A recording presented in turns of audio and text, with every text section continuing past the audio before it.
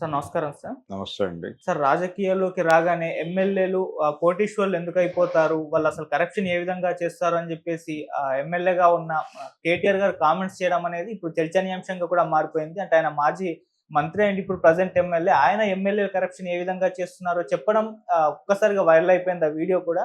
మరి ఏం జెప్తున్నారు ఆయన? ఆయన కామెంట్స్‌ని మీరు ఏ విధంగా జూస్తారు సార్? అంటే రాజకీయాలలో అవినీతి ఏ హ్మ్. రేంజ్‌లో ఉంటుంది? ఎమ్మెల్యే అవ్వగానే కోటీశ్వరులు అయిపోతున్నారేంటి అని పిల్లలు అడిగిన ప్రశ్నకు ఆయన సమాధానం చెప్పే ప్రయత్నం చేశాడు. హ్మ్. ఈ ప్రయత్నంలో భాగంగా ఆయన ఒక రోడ్డు కాంట్రాక్టుని ఉదాహరణగా తీసుకొని చెప్పాడు. అలాగే బిల్డింగ్ పర్మిషన్లు ఇలాంటివి కూడా అంటే స్థానిక ప్రజల అవసరాలు తీర్చడంలో భాగంగా వారికి కొంత సంపాదన సమకూరుతుంది అనేది ఆయన సూచనప్రాయంగా చెప్పేశాడు. అవినీతి జరగదు అని నేను చెప్పను గానీ జరుగుతుంది అని ఒక రకంగా ఎస్టాబ్లిష్ చేశాడు ఆయన. చేసి కోటీశ్వరులు అవ్వటం అనేది అంటే నిజానికి ఆయన చాలా లైటర్ వేవ్‌లో చెప్పుకుంటూ వెళ్ళాడు గానీ, కరప్షన్ అనేది అంత విజిబుల్‌గా ఉండదు. ఇప్పుడు ఉదాహరణకి సారా షాపులున్నాయి. లేకపోతే మద్యం దుకాణాలున్నాయి. ఈ మద్యం దుకాణాల నుంచి స్థానిక ఎమ్మెల్యేలకి వెళ్ళేటువంటి డబ్బులు వెళ్ళిపోతాయి. అలాగే ప్రతి వ్యాపారంలోనూ ఉండేటువంటి లొసుగులు, వాటికి సంబంధించిన ఇబ్బందికరమైనటువంటి పరిస్థితులు ఏవైనా ఎదురైతే తత్సంబంధమైన విభాగాల్లో నుంచి ఏదైనా ప్రెజర్ ఎదురైతే ఒక మాట సాయం చేసినందుకు గాను హ్మ్. ఆయనకి ముట్టాల్సిందే ఆయనకి ముట్టేస్తుంది. ఇలా నెలకి లక్షల్లో ఆదాయం వాళ్ళ ప్రమేయం లేకుండానే వాళ్ళకొస్తుంది. ఇది జస్ట్ ఎప్పుడైనా అవసరమైతే ఒక నోటి మాట చెప్పడం కోసం ఇంత పర్సంటేజ్ అని చెప్పి ముందే తీసి పెట్టేస్తారు వాళ్ళకి. అది వెళ్ళిపోతుంది ఆటోమేటిక్‌గా. వాళ్ళకి సంబంధం లేదు. వాళ్ళు చూసినా చూడకపోయినా అది వెళ్ళిపోతుంది. ఇక్కడ ఏమైనా జరిగితేనే ఇవ్వటం అనేది కాదు. జరగకుండా కూడా పేమెంట్లు వెళ్ళిపోతాయి. హ్మ్. ఇలా వెళ్ళిపోయే వ్యాపారాలు అనేకం జరుగుతాయి. మనం కేవలం మద్యం మాత్రమే మాట్లాడుకున్నాం. మద్యం మాత్రమే కాదు, లాడ్జెస్ ఉంటాయి, హోటల్స్ ఉంటాయి. ఇలా రకరకాల వ్యాపారాలు జరుగుతూ ఉంటాయి. ఈ వ్యాపారాలన్నిటిలోనూ వారికి వాటా ఉంటుంది. అంటే పోలీస్ స్టేషన్‌కి ఒక వాటా ఉంటుంది. అలాగే లోకల్ ప్రజాప్రతినిధులకు ఒక వాటా ఉంటుంది. ఈ వాటాలన్నీ సక్రమంగా వెడితే తప్ప వ్యాపారాలు నడవు. ఈ వాటాల్లో ఎక్కడ వెళ్ళకపోయినా ఎక్కడో ఒకటి నుంచి ఒక ప్రశ్న ఎదురవుతుంది. ఏమిటి దుర్మార్గం అని. ఈ దుర్మార్గం ఏమిటి అన్నప్పుడు పోలీసులు స్పందిస్తారు. ఇలా ఇబ్బంది కొని తెచ్చుకోవడం కన్నా కూడా మనుషుల్ని కొనుక్కోవడమే బెటర్ కదా అనే వాతావరణంలో వ్యాపారస్తులు ఉన్నారు. హ్మ్. ఇది రాజకీయం వ్యాపారంగా మారిపోవడం వలన సంభవించినటువంటి ఒక ప్రత్యేకమైన పరిస్థితి. ఈ వ్యాపారం బాగుంది కాబట్టే రాజకీయాల్లోకి వస్తున్నారు ఎవరైనా. ఇప్పుడు ఇక్కడ పెట్టుబడితో సంబంధం ఒకసారి పెట్టుబడి పెట్టేసి ఎమ్మెల్యే అయిపోతే పేమెంట్స్ ఆటోమేటిక్‌గా వస్తాయి. ఇదే డబ్బులు ఇంకేదైనా వ్యాపారంలో పెడితే వీళ్ళు కష్టపడాలి, మార్కెట్‌ని కనుగొనాలి, మార్కెట్‌కి అనుగుణమైనటువంటి సరుకు సరఫరా చేయాలి, మార్కెట్ వీళ్ళని హక్కున చేర్చుకోవాలి, డబ్బులు రావాలి, దానిలో లాభాలు మిగలాలి, అప్పుడు తినాలి. హ్మ్. ఇంత పంచాయితీ అక్కర్లేదు. కొంత డబ్బులు ఇన్వెస్ట్ చేసి గెలవగలిగితే ఎమ్మెల్యేగా 2 టర్మ్స్ చేస్తే చాలు. లైఫ్ సెట్ అయిపోతుంది అనేటువంటి వాతావరణం ప్రపంచంలో వ్యాప్తి చెందింది. ఆ పిల్లలు కూడా ఆ ఉద్దేశంతోనే అడిగారాయన. హ్మ్. అయ్యా ఎమ్మెల్యే కాగానే ఎలా కోటీశ్వరులు అయిపోతున్నారంటే, ఏవో కొన్ని రోడ్డు కాంట్రాక్టులు అలాంటి వాటిలో చూసి చూడనట్టుగా వెళ్ళటం ద్వారా ఏదో డబ్బులొస్తే కొంచెం తింటారు అన్న పద్ధతిలో మాట్లాడాడు ఆయన. చాలా విషయాన్ని పలచన చేసి మాట్లాడాడు. హ్మ్. ఇంత పలచగా లేదు పరిస్థితి. వాటాలు, కోటాలు పద్ధతిలో నడిచిపోతుంది అక్కడ. కోటా సిస్టమ్ ఏర్పడిపోయింది ఆల్రెడీ. ఈ కోటా సిస్టమ్ ప్రకారం డబ్బులు వెళ్ళిపోతాయి. హ్మ్. వాళ్ళు అడగక్కర్లేదు. అడిగే పరిస్థితి రానివ్వరు. అడిగే పరిస్థితి రావటం అంటే ఆ వ్యాపారాన్ని క్లోజ్ చేసుకోవటమే అనే విషయం వ్యాపారస్తులకు తెలుసు. ఓకే. అందుకని వాళ్ళు ఓపెన్‌గానే చాలా సందర్భాల్లో చాలామంది బిజినెస్ పీపుల్ మాట్లాడే మాటే ఇది. ఏది? మాకు మిగిలేదేమిటి అన్నది ఎవరు ఆలోచించట్లేదు అని. కాబట్టి మాకు మిగిలేదేమిటి అనే ప్రశ్న ఉంది మార్కెట్‌లో.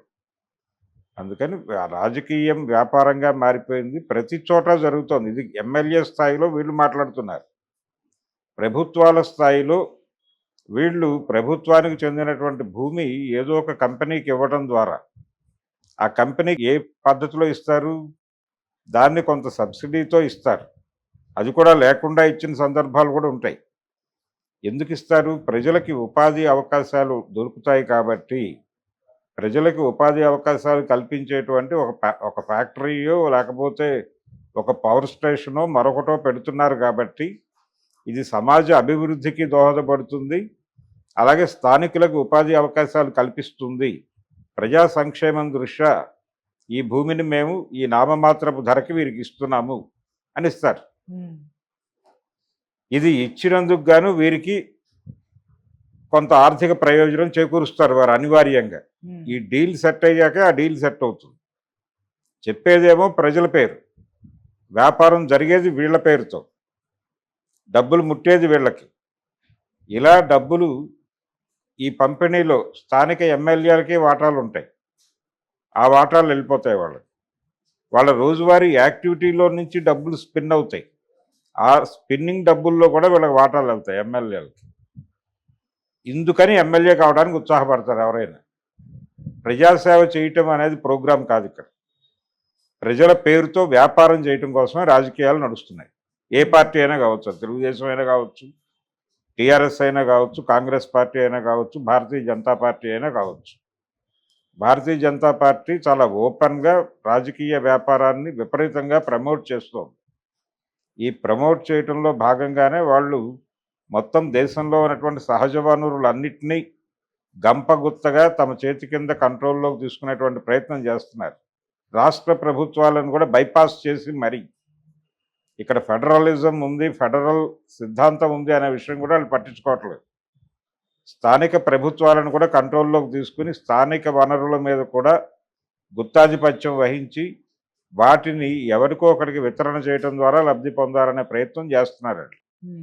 అందుకని వ్యాపారంగా మారిపోయిన రాజకీయాన్ని మాత్రమే చూస్తున్నాం. లిబరలైజేషన్ అంటే అదే. లిబరలైజేషన్ చేయటం అంటే గతంలో ఒక సిస్టమ్ ఉండేది. ఎవరైనా సరే ఒక ఫ్యాక్టరీ పెట్టుకోవాలంటే దానికి చాలా పర్మిషన్లు ఉండేవి. పర్మిషన్ రాజు అనేవాళ్ళు ఆ రోజుల్లో. ఈ పర్మిషన్ల పేరుతో చాలా వేధిస్తారు. అందుకని ఇండియాలో ఫ్యాక్టరీ పెట్టుకోవడం చాలా కష్టం అనేటువంటి అభిప్రాయం ఉండేది ఆ రోజుల్లో. ఇవన్నీ ఏం లేవు, మీరు వచ్చి ఫ్యాక్టరీ పెట్టుకోవచ్చు, మేము పెట్టుబడులను ఆహ్వానిస్తున్నాం. పెట్టుబడులను ఆహ్వానించడం అనేది ప్రస్తుతం నినాదంగా మారిపోయింది, ప్రభుత్వాల నినాదంగా. ఈ మారిపోయిన సందర్భంలో రాజకీయ వ్యాపారం అనేది ఊడల మర్రిలా తయారైంది. ఇప్పుడు లిబరలైజేషన్ తర్వాత రాజకీయ నాయకుల ఆస్తులు చూస్తే భయం వస్తుంది. వాళ్ళు బయటకు ఏం మాట్లాడతారు? మీరు ఒక పుస్తకం ప్రచురించడానికి ఒక ఎమ్మెల్యే దగ్గరికి వెళ్ళి, అయ్యా ₹1,00,000 కావాలి, ఈ పుస్తకం ప్రచురించుకుంటాను నేను అని ఎవరైనా ఒక రచయిత వెళ్ళి అడిగితే, మేము ప్రజా జీవితంలో ఉన్నామండి, మేము మీకు ఎలా డబ్బులు ఇవ్వగలము అంటాడు ఆయన. బయట ఒక 20 కార్లు పార్క్ అయి ఉంటాయి వారివే. ఒక పెద్ద భవంతిలో ఉంటాడు ఆయన. లోపలికి వెళ్ళటానికి ఒక 2 గంటల ప్రొసీజర్ దాటి వెళ్తాడు ఈ బక్క రచయిత.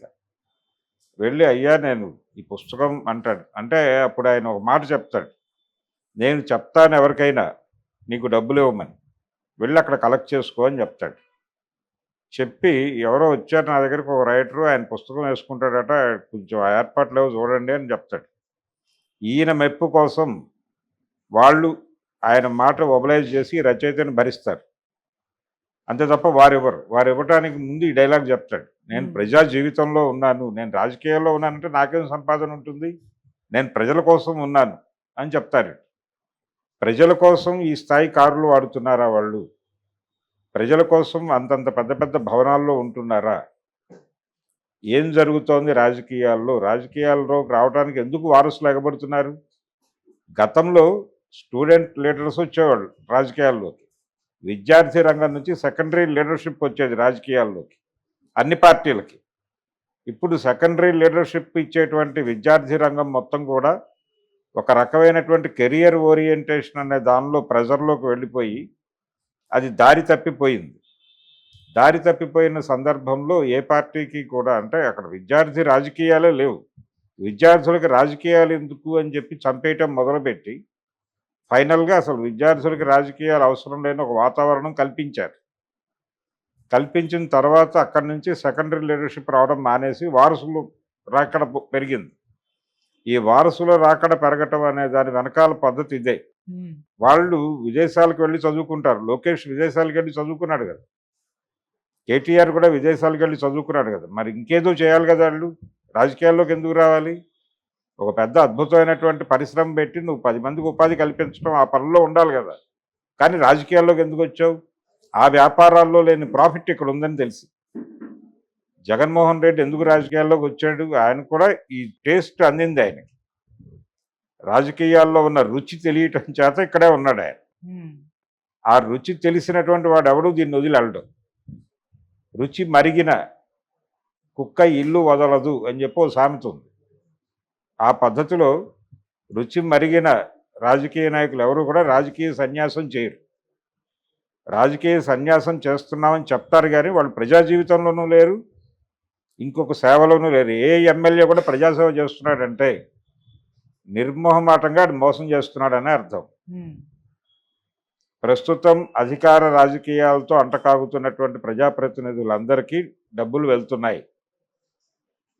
ఎక్కడో ఎవరో ఒకళ్ళో ఇద్దరో తేల్తారు మొత్తం దేశం మీద వెతికితే. ఇల్లెందు ఎమ్మెల్యే ఒక ఆయన ఉండేవాడు, గుమ్మడి నరసయ్య గారు. ఆయన అలా ఉన్నాడు. ఆయనకంటే ముందు ఒక ఎమ్మెల్యే ఉండేవాడు, చాపల ఎర్రయ్య అని. ఆ చాపల ఎర్రయ్య గారు ఇక్కడే ఉండేవాడు, ఎమ్మెల్యే క్వార్టర్స్లో ఉండి ఆయనకి రోజు తన పక్క క్వార్టర్స్లో ఉన్నటువంటి తోటి ఎమ్మెల్యేలకు వస్తున్నటువంటి ఆదాయము ఇవన్నీ చూసి ఆయనకి విపరీతమైనటువంటి ఇదయింది. అదేంటి మనం ఇలా బతుకుతున్నాం, వాళ్ళు అలా బతుకుతున్నారు అని. సిపిఐ ఎమ్మెల్యే ఆయన. ఇదేంటి మన జీవితం ఇలా ఉంది, వీళ్ళు ఎదిగిపోతున్నారు, మనం ఇక్కడే ఉన్నామని చెప్పి తీవ్రమైన మదన పడుతూ ఫర్దర్గా ఆయన కాంగ్రెస్ పార్టీలోకి వెళ్ళిపోయాడు. గుమ్మడి నరసయ్య గారు ఆ తర్వాత వచ్చాడు, చాపలరాయ్ తర్వాత వచ్చి ఈయన నిలబడ్డాడు.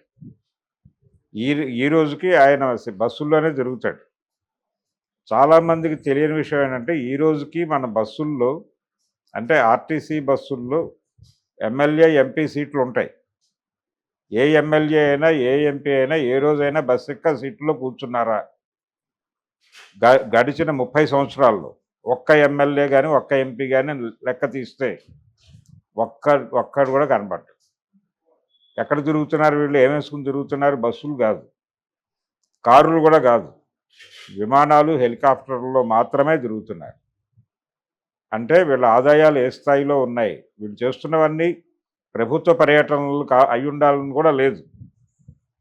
ప్రభుత్వ పర్యటనలు కానీ ప్రైవేటు పర్యటనలు కూడా వాళ్ళు ఫ్లైట్స్లోను హెలికాప్టర్స్లో మాత్రమే చేస్తున్న సందర్భం మనకు తెలుసు. వాళ్ళు తిరుమల గుడికి వెళ్ళాలనే హెలికాప్టర్లో వెళ్ళొచ్చేస్తున్నారు. అటువంటి కండిషన్లో ఎలా ఉండగలుగుతున్నారు రాజకీయ నాయకులు? ప్రజలని దోచి వ్యాపారస్తులు బతుకుతుంటే వ్యాపారస్తుల దగ్గర వాటాలు తీసుకుని వీళ్ళు బతుకుతున్నారు. టోటల్ ఎమ్మెల్యేలు అందరూ. దీన్ని నేకెడ్గా చెప్పడానికి మొహమాట పడి కేటీఆర్ ఏదో కొంచెం తింటాం అని చెప్పాడు. మామూలుగా తినరు. ఒక దశలో ఎన్టీ రామారావు గారు ప్రభుత్వోద్యోగుల మీద ఒక కామెంట్ చేశాడు. చాలా దుర్మార్గమైన కామెంటే. రాష్ట్ర ఖజానాని పందికొక్కులు మేసినట్టు మేస్తున్నారు ఎన్జిఓలు, ఇప్పుడు మళ్ళీ వేతనాలు పెంచమని సమ్మె చేస్తాం అంటున్నారు, అదేం పద్ధతి అన్నాడు ఆయన. దాదాపు రాష్ట్ర ఖజానాని అంటే దేశాన్ని కబళించి తినేస్తున్నారు రాజకీయ నాయకులు. రాజకీయ నాయకుల చేతుల్లో నుంచి దేశాన్ని కాపాడుకోవాల్సిన పరిస్థితి ఉంది ఇప్పుడు.